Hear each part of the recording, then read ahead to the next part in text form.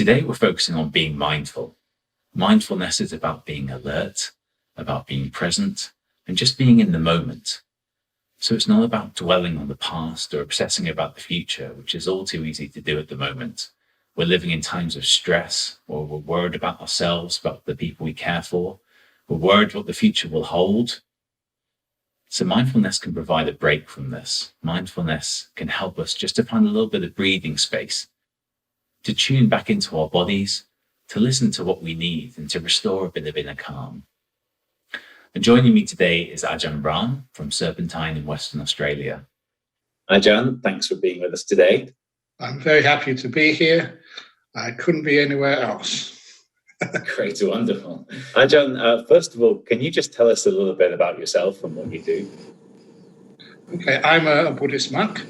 I've been a Buddhist monk for 46 years. Before then, I was a theoretical physicist, and now I just take it easy in a nice forest in Western Australia. Fantastic. Today we're talking about mindfulness. I just wanted to ask you, what does being mindful mean to you? What it means to me is that it's a way of being aware of how your body works, how your mind works, how they interact, and you also become very aware of the beautiful surroundings in which you live. It's just though being alive. The more aware you are, the more you're actually here, living with the world. Ajahn, I've seen you speak a lot about meditation. Is there a link between meditation and mindfulness? There is a strong link between meditation and mindfulness.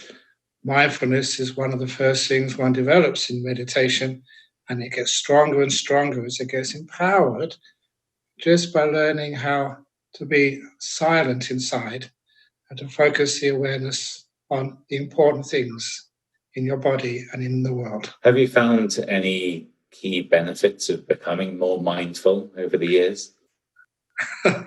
Being mindful is my life. It's not just happiness, but a lot of wisdom and understanding, such as how your body works, even in this time of coronavirus. But still, one can relax the body immensely, really very deeply. And that means your body gets very strong and resilient to the difficulties of life.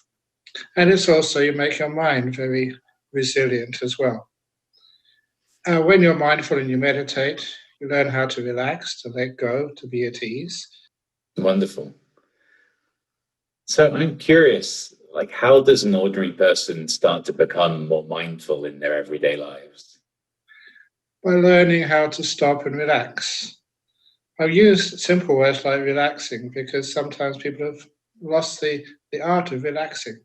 They're just sitting down in a garden or in a room or anywhere in the office and closing your eyes and just being here and putting away all the past and the future and all the thoughts and just being here and enjoying just the process. So when you're actually here, the here gets more alive, more peaceful, and more delightful. It's a strange thing that when one doesn't do anything, one just sits here. One becomes more awake, more joyful, and one sees more deeper into oneself and into life. I think going and having a quick break like that, some people would see that as a power nap, before they dive back into it. A power nap, power mindfulness, power just letting go and realizing that you have your work in the world, put it aside, relax and rest, and then you find you can be far more effective in life. Okay. In other words, whatever you have to do, be mindful, give it energy, and when you find you run out of energy, put it down and do something else. And people mention that it can be good to immerse yourself in nature, to sort of embrace that and to listen to the sounds and sort of see the beauty of the just natural greenery that might be around you. That's not so easy at the moment, but we can't go outside. Are there any other things that we might do? You can look through the window to see the trees outside, or you can just feel the air inside. There's so much nature even in the room. You have walls, you have a beautiful curtain behind you and a little lamp to your left. All of those things we can look out and we can actually enjoy. One interesting thing about mindfulness, it gets stronger and stronger and stronger. Great. Well, I think one of the kind of key concerns at the moment is that a lot of people are very stressed. We're cooped up indoors. We're not able to go far. We're living on top of each other. We're worried about what's going to happen to us in the future. Can mindfulness do anything to help with the way that we're so stressed at the moment? Certainly.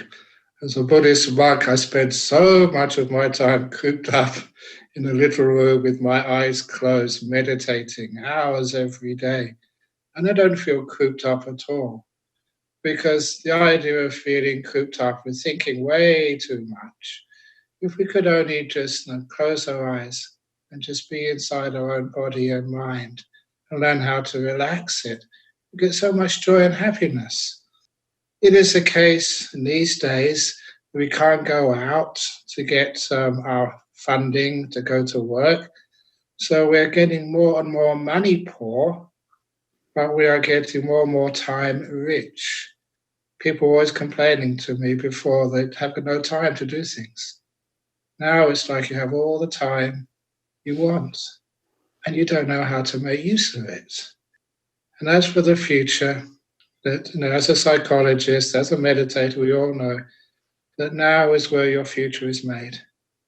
This is the only time you have to do anything for your future.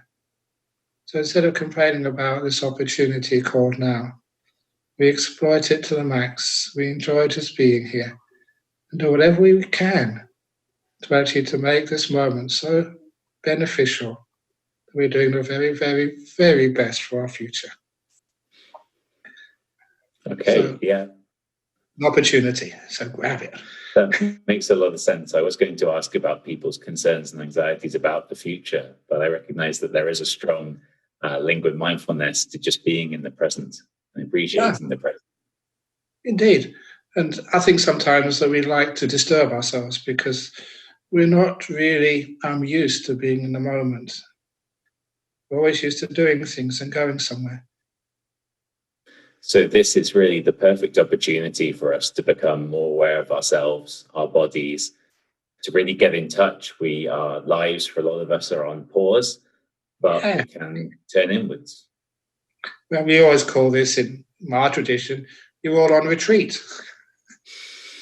You can't go anywhere, so retreat in your house, wherever you're staying.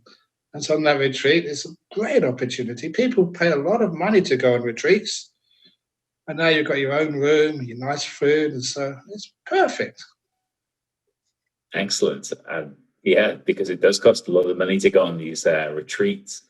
I'd just like to ask one question, though. Like, with all the stress that's kind of floating around, a lot of us really feeling kind of pent up, a lot of concerns and worries. Kind of closing your eyes and trying to sort of relax, a lot of people will find those stresses, worries about what's going on, about the future, stopping them from relaxing. Like, would you have any advice there? Yeah, yes, I have many responsibilities and duties in my life. And one day that I was so busy, even in this lovely monastery where I live, and somebody was saying how beautiful it was. And I argued with them. It's not beautiful. It's my office. It's my work. There's so much for me to do here. And I couldn't see the beauty in the place where I lived. And I realized it was my mistake. So I pretended from that time on. I made this resolution that every Monday morning, because I work quite busily on the weekends, every Monday morning, I'd pretend to be a visitor to the monastery where I lived. If anybody asked me a question, I said, no, I'm not the boss. If you want to get a question on anything, ask somebody else. So I had this one morning of irresponsibility. I put down all of my concerns about my job, my role, my duties. And then I could see the beauty, like visitors could see, in the place where I lived. So I teach this, be a visitor to your body and mind. Be a visitor to your house, not the owner. Be a visitor to this life in this world for certain times. And then you can really enjoy it. Otherwise, if you're the owner and responsible, if you're the manager, there's so many things to fix up.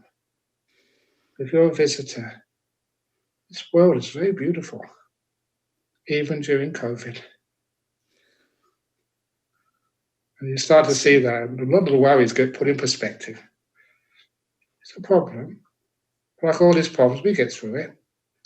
Then another problem will come up later on. And then we make the best use of it to learn, to grow. I like that. Thank you, Ajahn. That's great. been really informative. I think that's all we have time for today. So, Ajahn, thanks for joining us. Thank you very much for your time. Excellent. Okay. See you all. Bye. Bye. Very good. So in summary, mindfulness is about being more alert and more present. It's about listening to ourselves and the needs of our bodies the way we are at the moment, and just catching our breath and taking a breather. So we don't need to fret about the future. We don't need to worry. We can just focus on what's going on now in our immediate environment, just to restore a little bit of calm in our lives. So practice some mindfulness today. Invite a friend or family member to join you in a guided mindfulness exercise. Ajahn Brahm has very kindly recorded one of these exercises, so you can follow along with him. You'll find the link to the video on our website. The link is in our profile bio.